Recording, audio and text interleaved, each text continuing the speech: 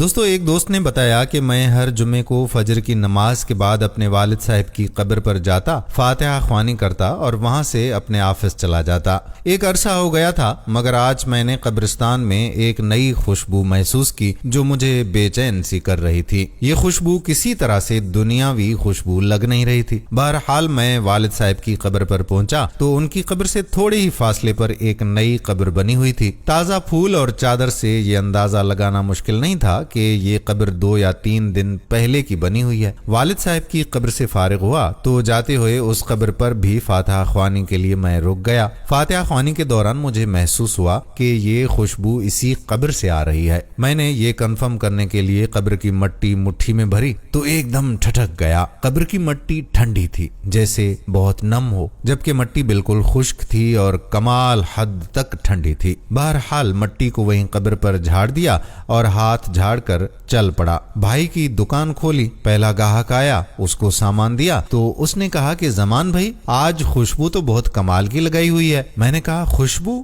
کون سی خوشبو؟ اس نے کہا کہ زمان بھائی، خوشبو آپ لگاتے ہیں اور پوچھتے ہم سے ہیں کہ کون سی خوشبو؟ بہت بھلے مانس آدمی ہو آپ۔ یہ کہتے ہوئے وہ چل پڑا۔ میں نے اپنے ہاتھ کو سونگھا تو وہی خوشبو میرے ہاتھ سے آ رہی تھی۔ تمام دن میں اس خوشبو کو محسوس کرتا رہا۔ دھونے کے باوجود بھی میرا ہاتھ معطر رہا۔ اگلے دن ہفتے کو بھی میں نہ چاہتے ہوئے قبرستان چلا گیا۔ والد صاحب کی قبر پر جا کر فاتحہ خوانی کی اور اس کے بعد اس قبر پر فاتحہ خوانی کی۔ کس کی قبر ہو سکتی ہے؟ کون ہے جو اس قدر نیک ہے، جس کی قبر ٹھنڈی اور خوشبودار ہے؟ ایسا کون سا عمل کیا ہوگا کہ صاحب قبر نے اتنا بڑا انعام پا لیا؟ اس بات نے مجھے بے چین کر دیا۔ گورکن سے اس قبر کے متعلق پوچھا تو اس نے بتایا کہ جناب یہ ایک خاتون کی قبر ہے۔ یہ جان کر اور بھی حیرت ہوئی کہ خاتون کو اس قدر شاندار مقام کیسے ملا ہوگا۔ اگلے دن اتوار تھا۔ دیر تک سونے کی مجھے عادت ہونے کے باوجود میں صبح فجر کی نماز کے وقت اٹھ کھڑا ہوا اور قبرستان روانہ ہو گیا۔ قبرستان میں داخل ہوا تو دیکھتا ہوں کہ اسی خاتون کی قبر پر ایک باریش آدمی قرآن خوانی کر رہے ہیں۔ میں والد صاحب کی قبر پر گیا، فاتحہ خوانی کرنے لگا۔ فاتحہ خوانی سے فارغ ہو کر میں نے اس آدمی کی طرف دیکھا جو اب دعا مانگ رہا تھا۔ جیسے ہی وہ دعا سے فارغ ہوا تو باہر کی جانب چل پڑا۔ اس کو جاتے دیکھ کر میں بھی اس کے پیچھے ہو لیا۔ جیسے ہی وہ دروازے سے باہر نکلا تو میں نے آواز دی کہ سر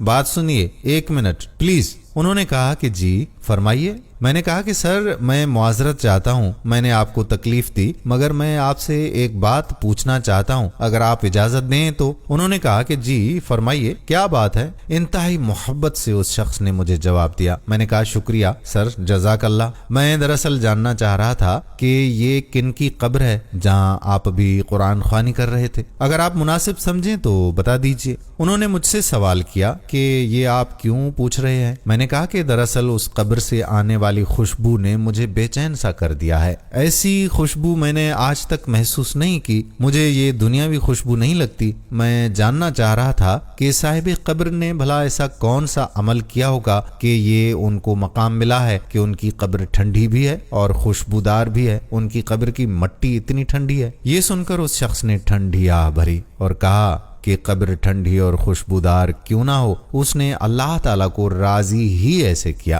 میں نے کہا جی میں یہی جاننا چاہ رہا تھا کہ ایسا کون سا عمل ہے جس سے یہ صاحب قبر کو سعادت ملی ہے؟ تو اس نے بتایا کہ جناب یہ میری بیوی کی قبر ہے۔ 30 سال ہماری رفاقت رہی۔ میں 4 بہنوں کا اکلوتا بھائی ہوں۔ میری بہنوں اور میری ماں کو میرا صحرا دیکھنے کا بے حد شوق تھا۔ سرکاری نوکری ملتے ہی چاند سی دلہن کی انہوں نے تلاش شروع کی۔ یوں دنوں میں ہی لڑکی کی تلاش کا کام مکمل ہوا، شادی ہوئی اور ماں بہنوں نے اپنے ارمان دل کھول کھول کر پورے کیے۔ شادی کی پہلی رات میں نے گھونگھٹ اٹھانے سے پہلے اپنی پگ اس کے قدموں میں رکھتے ہوئے صاف الفاظ میں اسے بتا دیا کہ مجھے معاف کر دو، میں حق زوجیت ادا کرنے سے بالکل قاصر ہوں، صرف اپنی والدہ اور بہنوں کی خوشی کی خاطر خود غرض بن گیا ہوں۔ اس نے وہ پگ میرے سر پر رکھتے ہوئے کہا کہ آپ جیسے ہیں اب میرا سہاگ ہیں، میرا نصیب ہیں، مجھے اب آپ کے ساتھ ہی رہنا ہے۔ اس دن کے بعد اس اللہ کی بندی نے میرے ساتھ 30 سال گزار دیے۔ میرے گھر والوں کی ہر بات बर्दाश्त की, बांझ होने के ताने भी सुने,